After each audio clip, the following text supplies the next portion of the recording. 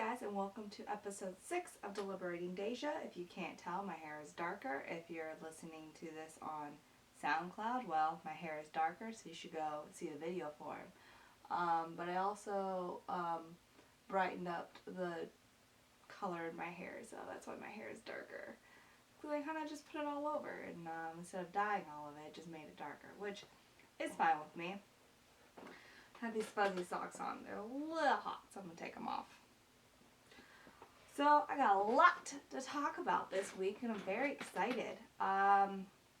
Unfortunately, I thought I was going to go see the Joker this week, but I did not. So we will just talk about spoiler-filled movie review of Gemini Man, but that will be at the end of the episode. So first we're going to talk about this book. It is The Lust Lizard of Melancholy Cove. I want to, I'm pretty sure all of you already know this. Christopher Moore is not the one who wrote Fight Club. It is the second to last book I read, called Damned. That writer wrote Fight Club. So my apologies for mixing my authors up. So this week I read 5 chapters. They're very interesting. So chapter 4 was about one person. It was an older woman. And we're starting to see the side effects of Dr. What's-her-face? Not Molly. Dr. Whatever her face is. The side effects of everyone going onto placebos instead of being on their antidepressants, like people who should be on their antidepressants, like this old woman, Estella Boyett. She is depressed, like her husband passed away, so she's depressed about that. But of course she meets a black gentleman who plays the blues, and they get into all sorts of fun. I.e. sea monster. So now we're starting to get the perspective of the sea creature. It's really interesting because you're like, what the fuck is this thing? And I think Theo knows something about it because at the end of the chapter, I believe at the end of the chapter, maybe it was the end of the 7th chapter, he covers up the sea creatures.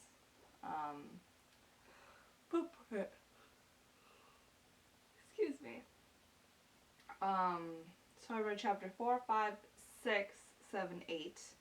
I'm just going to talk about it as a whole in general because I don't remember specifically what happened in each chapter. So overall, we're just seeing everyone kind of being affected by the antidepressants, which I kind of figured would happen. I kind of figured it'd be a bad idea, definitely for people who are actually depressed. And the sea beast is very, very interesting because you don't know what it's thinking. And I thought a gas tank was a mate, which is weird. Gas tank is not. And I think Theo knows something. Molly's a little crazy. We're seeing Molly's crazy side coming out and why she is seeing this therapist. But sorry for yawning again. And then we heard Catfish's story. And this is kind of brings the story around because you see, you hear Catfish's story about the sea beast, first encountering the sea beast, and it was because they took the baby. So yay. Which kind of makes sense on why the sea beast is trying to find a mate, because obviously it wants another child. And I'm surprised there were 2 to begin with. So that means there were 3 because, well, there's a baby. And I don't know. There's so many different ways this could go. I think the sea beast, because currently the sea beast is hiding. I think Theo is going to try and hunt it down because he thinks he knows what it is. And somehow Catfish is going to get involved. But definitely Theo would get involved. And so will Gabe. Yeah, his name's Gabe. So Gabe, I think Gabe's going to team up with Theo to try and figure this out. And I think that the town is going to go crazy because they still don't have antidepressants and someone's going to figure it out. And it's going to come bite that doctor in the ass. So what do you think is going to happen next? That's what I think is going to happen next. And one overall question for this week is...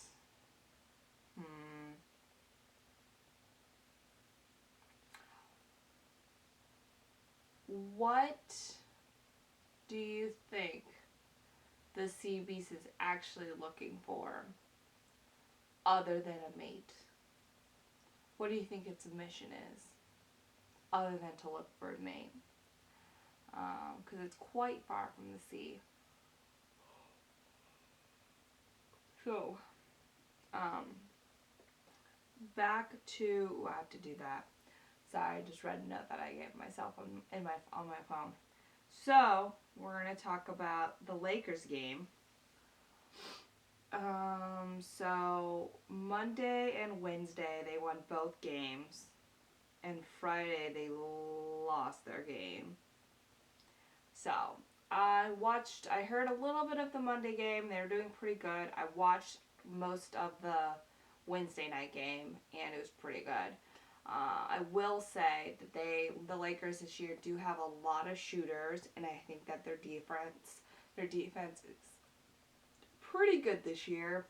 And I think the defense is only good this year because they got height. They have a lot of tall guys who can shoot and defend, which is really, really good for them because, well, past couple years, no. But I think they're doing really good this year.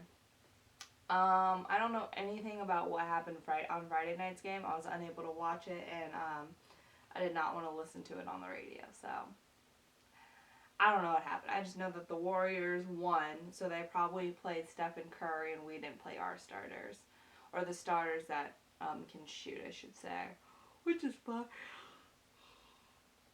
Again, sorry, because it's preseason, but Thursday is the real game, and it's the Clippers, or the first NBA game, and it's the Clippers, so I'm really excited to see how the Lakers do for their first game, and see the stars and everything. Yeah, that's the Lakers week this week. The Lakers talk for the weekend, or this week. So now I'm going to go on to the wow moments of this week, and I have quite a few. Got a lot to talk about. So, Jeremy Renner, ex-wife. Jeremy Renner is the guy who plays Hawkeye in Avengers. Give me a second to adjust. And he got into a little situation. So, here's what I'm going to say. Basically, there's news about him threatening to kill his wife because his wife is like, you don't deserve to have your kid, like, you're a drug addict, you do coke, and blah, blah, blah. You have all these people. And, not gonna lie, read the text messages, and unless there's some text messages missing from TMZ's website, I did not see any message indicating that Jeremy Renner was gonna kill his wife. And then kill himself and make his daughter an orphan. So I have no idea where that information came from. And from the sounds of it, is he being childish? Yes. Is he a cokehead? I can't tell based on the text messages. And to be honest, there's a lot of different varieties of the story. Because you have Jeremy Renner's side, and then you have the ex-wife's side. And they're very contradicting. Like, very, very contradicting. And to be honest, that's just divorce. And it sucks for this little girl that she has to go through this. Definitely with celebrity parents. And I feel bad for her. But I don't see there, I'm not defending him. If he's doing it, then he's doing it. And he shouldn't be, like, hurting his ex-wife or, like, threatening to kill himself or kill his wife, his ex-wife. But to me, there's not enough evidence, and I'm pretty sure that's also what a court's going to think. So, based off of the one article that I read and looking through the text messages, I did not see any text messages offering the fact that he threatened her or is doing drugs. Is he being childish? Yes. Should he be childish? No. Definitely withholding his ex-wife's stuff when he shouldn't be. So that's a different story though. That's just getting a divorce and people being petty. That's just my thoughts on it. That's just my thoughts on it. You guys can leave. You guys can go look it out yourself. Hopefully there's more for me to look up maybe. Let's discuss it down below and what you think.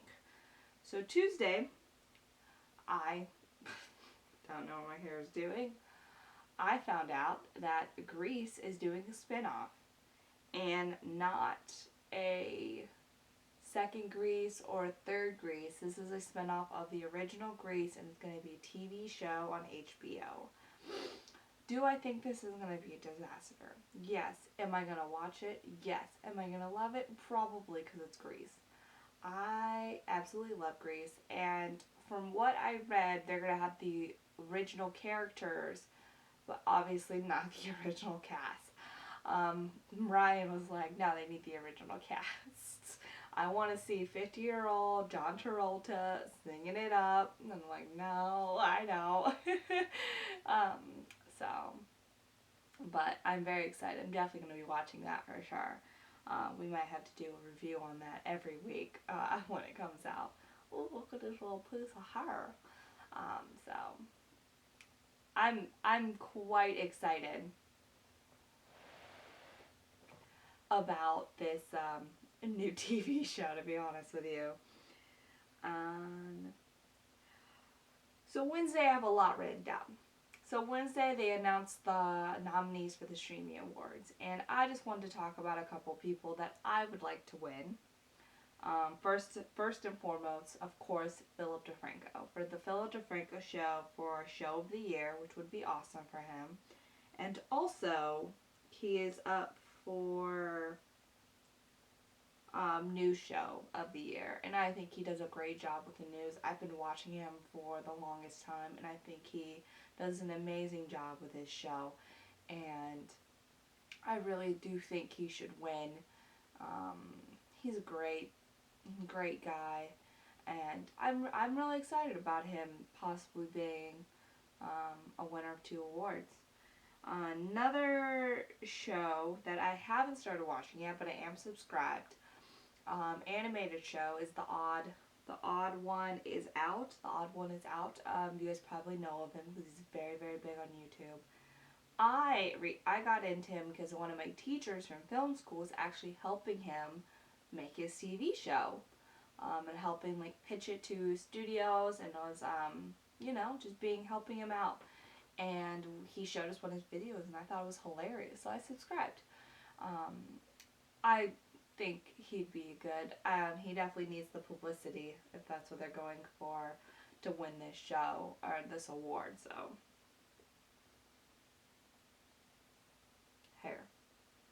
Hair all over me, all the time.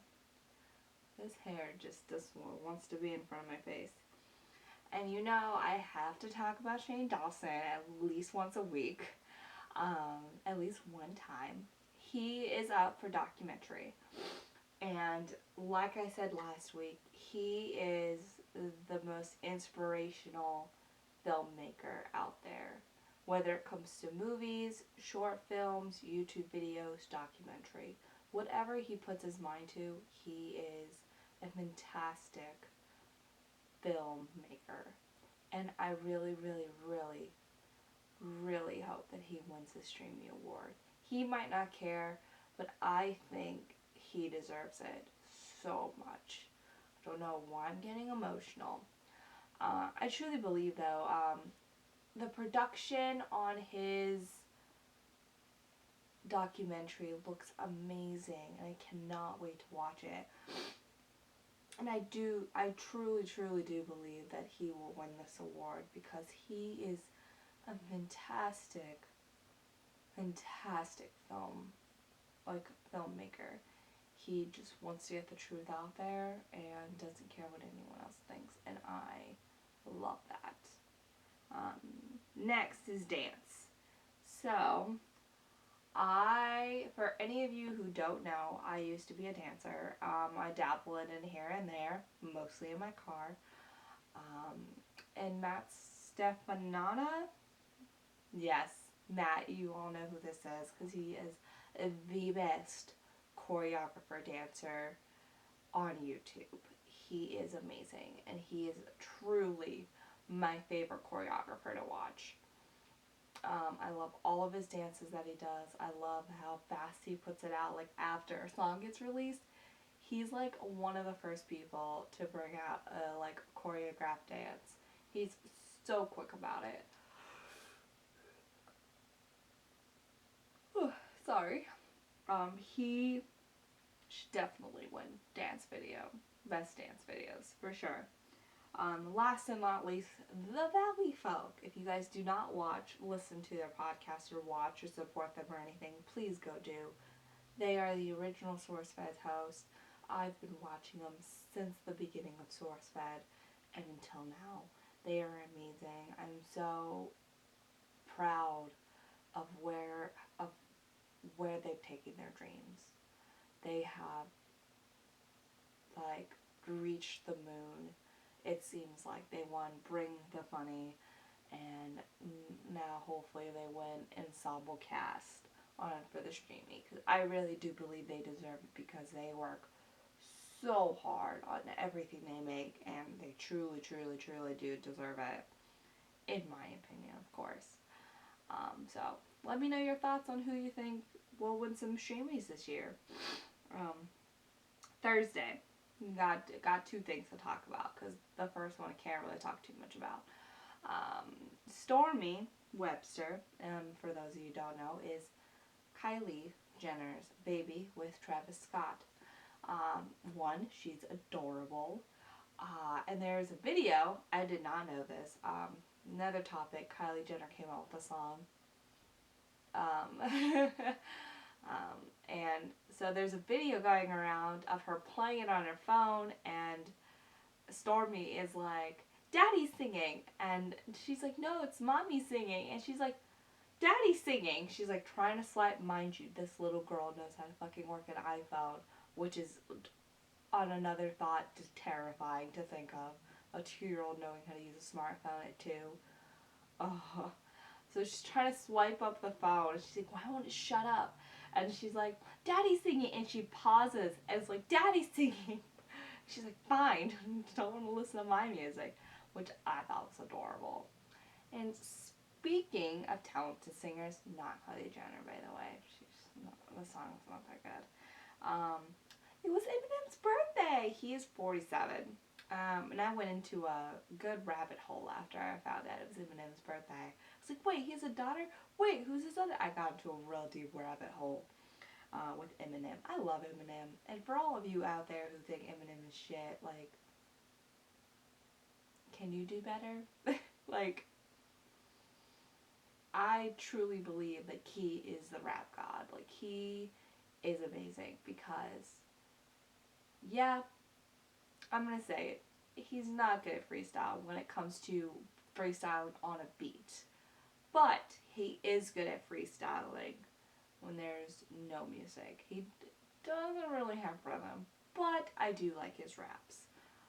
And that's truly why I listen to him. It's because of his rapping. I could care less about him being on rhythm. He has good rhyme, he has good flow, and that's what I'm into, to be honest, when it comes to Eminem. Anyone else, though, but Eminem's 47, that's crazy to think. I don't know if I have a favorite song. I definitely like, um, he's a song with, um, Nami, oh, Kalani. He has a song with, Kalani, and I really like that song. It's on YouTube. You guys should go check it out. I can't remember the name of it, though, of course. But it's a really good song. That's probably my favorite Eminem song, for sure. And finally, Cody Simpson wrote a song about Miley Cyrus called Golden Things. And I got some thoughts. So, one, it's really good. For one, we're going to get that out the way. It is really good. But a part of me now is thinking that he only is dating Miley Cyrus to get relevant, which is fine because they're adorable. And all I want is Miley to be happy, which is weird to think. Like I actually care about her happiness, but like I do. She's a beautiful soul and has such a down to earth like vibe, and I love it. And she deserves all the happiness in the world for all the hate that she gets sometimes. And she just is trying to be herself in the limelight. That's it. And I truly, truly like support that and like resonate to that for sure. But I did listen to the song. It was really good. Cody Simpson definitely did mature his voice. He sounds like a man, a very beautiful man.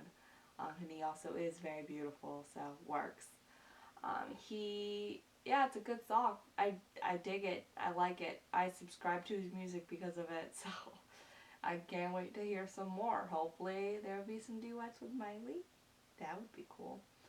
I would enjoy that, to be honest with you. So now, this is where I say goodbye to everyone who doesn't want to hear spoilers about Gemini Man. So I'm going to do all my links. Please go support me on Patreon. Just so we can get more equipment, get some better equipment, maybe get some like actual people on. Main reason why I can't is because I have Uno mic. Go follow me on Twitter. Go follow me on Instagram. If you're listening to this on SoundCloud, go watch it on YouTube so you can see my new hair. If you are watching on YouTube, go listen to it on SoundCloud if you're on the go, or on iTunes. Subscribe to me. Please rate, comment, favorite, everything, and let's just discuss all the topics that I talk about. Definitely, if you see Gemini Man, we can talk about Gemini Man too. And I think by episode 10, I'm going to figure out a live portion of this show. So, maybe next month we'll have a live portion with some randos if I don't have any Patreon still, which could be the case. So just go support me if you want to be a part of the live show. If not, I'll just live stream it somehow, figure it out. Maybe on YouTube, maybe on Live Now. I don't even know, to be honest, at this point. So now we're going to talk about Gemini Man. So everyone who's not going to listen to the spoiler-filled Gemini Man, goodbye, and I will see you next week. And now for all of you who are staying, let's get into Gemini Man. So now it's been a week since I've seen it, and I still think it's a really good movie. My favorite scene, if you've seen it, is, well, hopefully everyone who stayed has seen it, but sometimes I listen to like spoiler-filled just because. So, my favorite scene are the two action sequences between Will Smith and himself. The first one being the motorcycles, when they're in, I believe, Colombia. They're in Colombia. Amazing. I love all the angles.